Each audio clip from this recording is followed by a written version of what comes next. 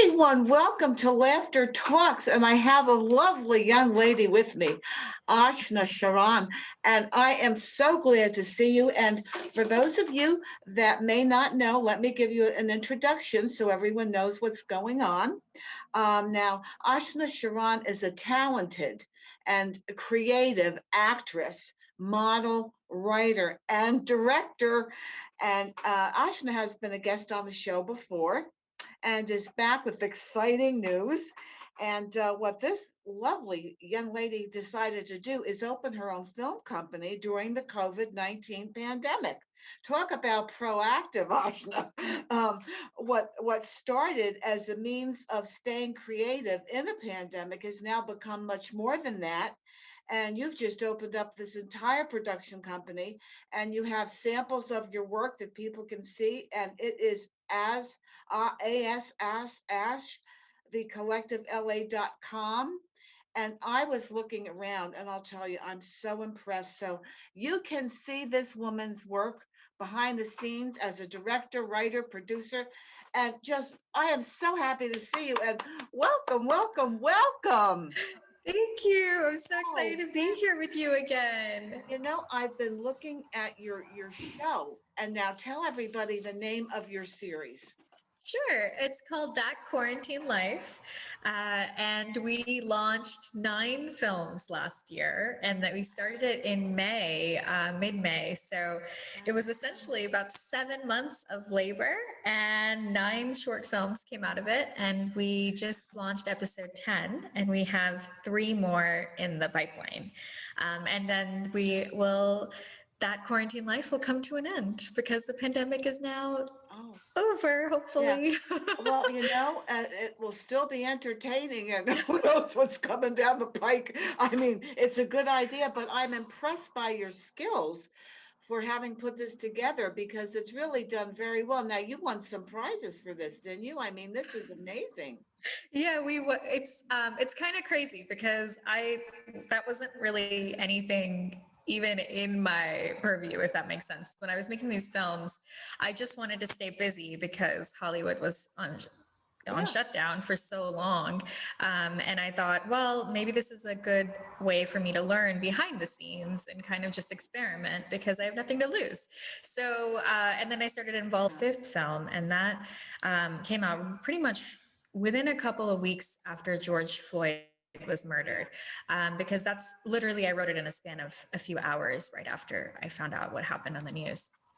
And so when that film came out, my agent saw it, and he basically asked me, he said, have you thought about submitting to film festivals? And in my head, I'm thinking, I don't. You're right. Film festivals have been such a fun journey, and we've been screened internationally as well as domestically. But that was never something that I had thought of when I started doing this. My goal was just to find ways for people like myself to stay creative during this lockdown and learn something and be productive, just to feel good, because if you're doing something and you're making something, especially with a positive message, it just gives you a really great feeling of like you're contributing. Well, do you have one editor or do you use several editors? Because I saw these are edited very well. Yeah, so one of the cool things about this is each film is edited by someone different and often have a different composer. And the reason behind that is because it's an anthology series, the films do not have to look alike because they're all different characters anyways. But I wanted to give other people an opportunity to join and be a part of that quarantine life during this Well, that's a series. good job. That's just amazing. Now, also one of the other things you've done is you've updated your comedy reel and Yes. your drama reel. And I was so impressed with that too. Again, I love it. So I would like to share that with everybody. So let's take a minute right here. Everyone, this is Ashna's Reels. Now take a look. Hey Larry, you have a second? Not really. If you could Look, just. my stupid roommate's cat got out. Have you seen her? Your roommate has a cat? Oh, come on, you know she does. Anyways, my roommate is out of town for the week, and I was supposed to take care of it. Nope. Haven't seen a cat. Sorry. Wait a minute. What's going on? What do you mean? I mean, you're acting weird. So, did you find any dirt on Lester yet? Mm-hmm. He is all knees and elbows, and he has a bald spot right in back where I like it, girl. So nothing to help me keep my job. Oh, Patty, I'm just torn between friendship and lust. But I did find this. What? And why are you holding that? Hey, that's mine. Oh, yeah. Oh, that's better. Oh, it helps relieve fluid buildup from my allergies. That's not a thing. Is that a thing? That can't be a thing. These petals are completely different from Synap's signature. It's cute that you think you're an expert on Synap, but trust me, you're making a mistake. And when I call the authorities, who do you think they're gonna believe? Someone uncultured like you, or an esteemed art blogger? Okay, I'm sorry, but who under 40 actually appreciates this writing style? A history major whose father was a librarian. That's who. Okay. I heard he eats people. What? Gary, you know, like 4 people disappeared in this office this week. Yeah? Makes you wonder where they're all going. Jose did not cheat. What are you talking about? What are you talking about? I'm talking about how Jose left the door unlocked and then someone could have come in and infected the place with What? Norovirus? coronavirus, Mel. You didn't tell me he was tall. He was like 6'8". 5'10". Oh my god, wait! I remember you used to wear those. You fixed his shoes, didn't you? I did. We've been working on his appearance a bit. Thank God. You sucked. Worst experience ever. I would have been better off if I had just hired a dog. Woof, woof, woof.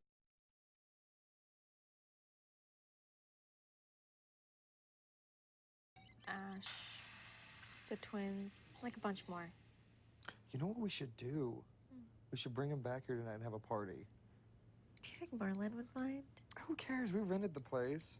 For 7, not 20. We'll hardly notice if Mark and Shay show up. You're so bad. I know you took my purse, Jack. Don't try and lie about it.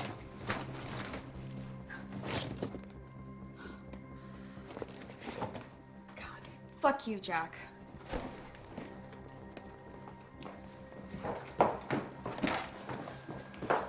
Jump in. I'll scream. I'm gonna take some of your stuff, karma and all. What are you talking about? I didn't steal your purse, This is Maggie. my purse, Jack. I can see it right here. No. Now fuck you and have a nice life. I just got off the... Okay, never mind. Let me ask you something. Your dad's a plastic surgeon and your mom's a lawyer, right? Yeah, so? Born in Brentwood, went to private school. Yeah, I mean, I didn't think about it like that. Not enough people do. You coming? Where's Dad? His boss needed him this weekend. It just means I get you girls 2 weekends in a row. We've waited 30 minutes, Mom. Mom, how many laps? 9. No! Sorry, I was in the middle of an open house. If it comes through, that's 1 more year of swim lessons. So, do you even like her? What kind of a question is that? It's a pretty normal question. Do you not have an answer? Of course I do. She's Bonnie. She's there when I get home. She's mine. What is wrong with you? Oh, sorry. Hey, baby. Really, they're magnificent too. Did one of your friends help you do that as well with your reels? Actually, the reels I cut myself. Oh, so you're very talented. So you do editing and that creative work as well. Well, for reels that are my personal reels, I'm comfortable doing it because there's not a lot that goes into it, but I wouldn't say I'm an editor by any means. There's a reason why I collaborated with other editors I'm for with that quarantine you on, life because it's a whole different technical skill set. Exactly. I'm with you on that. I do the same thing. I edit my projects and I can do my show, but when I'm making something bigger, I have to call in the troops. Yep. Because that is a very, that's just a whole creative field in itself. So that goes without saying. So, I wrote down the ones I watched because I watched the first one and I loved it. And I really enjoyed the one about the mothers. Oh, I Q wanted Mamas. to tell, yes, what's the name of that one again? Q Mamas. Q Mamas, because it was so good. The messages, that's another thing. The messages of your work are very profound. I really like the way you were talking about judgment, and the way that it's done is you just capture it, and by just having the way they look and like they're getting it, I thought that was really profound, and that was a very good job. Now, do you do all of the writing for all the episodes? Yep. Okay. All the writing, directing, and producing I've done for every episode. And it's been a lot. I didn't think I realized how much work it was until I started doing it. Yeah. Well, you had the convenience of doing it at home, which was really great. But Yes. then all of a sudden it hit you. Oh my God, what did I do? Can I ask you, do you have a favorite episode? Oh gosh. I do. I have two. Black Lives Matter is my favorite film that I've ever written and produced. And my agent actually said it best, because when he watched it, he said to me, I can tell you wrote it. This is from you because it came from your heart. And he knows me well enough to know that that's exactly what it was. It was essentially what I wanted to say. I had originally written a letter, and I thought to myself, I was just going to record myself saying this letter of everything I'm so upset about as to what's happening in this country and in the world with systemic racism.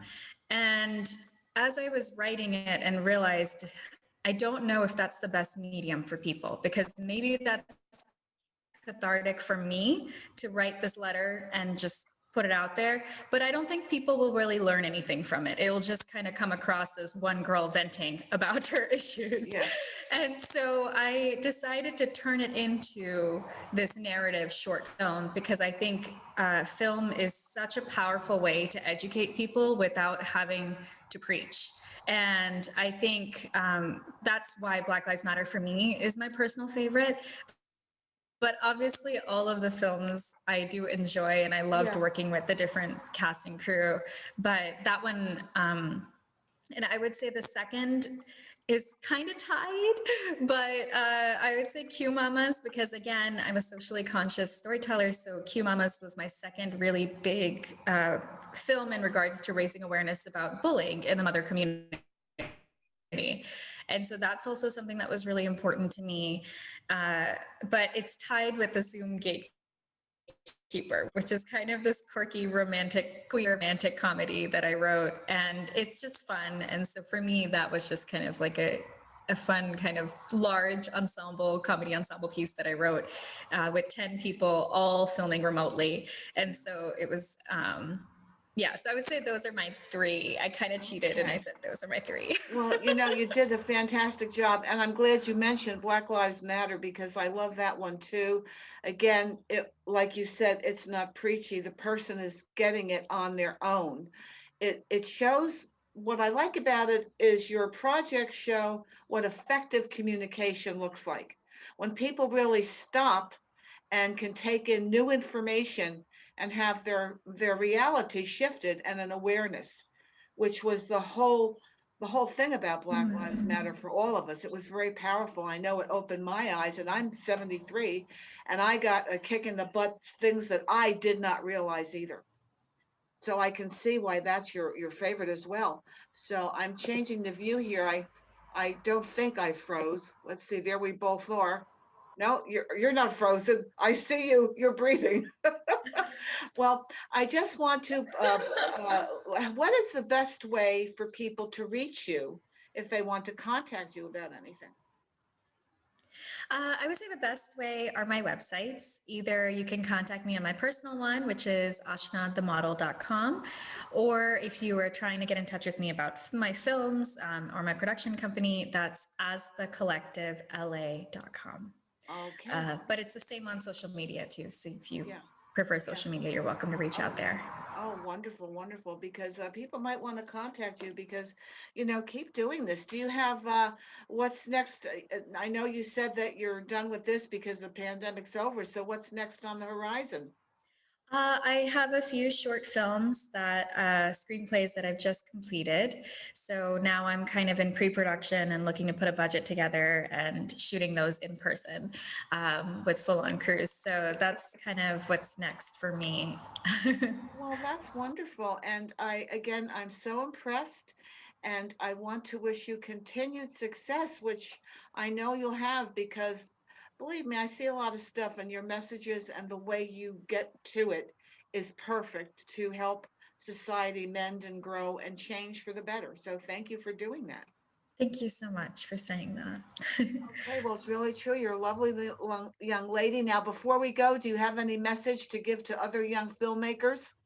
Filmmakers would be to go for it. If you have a project that you're really passionate about, then make it happen. Don't try and wait until you have everything set in stone, like the exact budget you're looking for, because sometimes that might not happen and you can find creative ways to make films on a shoestring budget. So, or even if you don't have access to like a Red or an ARRI, but you have your iPhones and those shoot 4K now. So you can still do beautiful things and then eventually get to the point of bigger budgets. But I think sometimes filmmakers stop themselves short because they think, oh, I don't have, the exact amount of money for this, and don't stop yourself from making a film. Well, thank you. That's wonderful advice. You're living proof of that. So I thank you, and it helps me to stay positive too. I'm one of the older ones that started later in life, so I'm going to take some of your tips too. So Ashna, thank you so much, and I'll see you again down the road to find out what you're doing. And thank you, and stay safe, stay healthy, and I'm glad we're getting back into the real world. Me too. Thank you so much again for doing this. You're welcome. And everybody, you still should support your immune system, only one per customer, and make sure you subscribe to Laughter Talk. Okay, everybody. Bye, Ashna. Bye.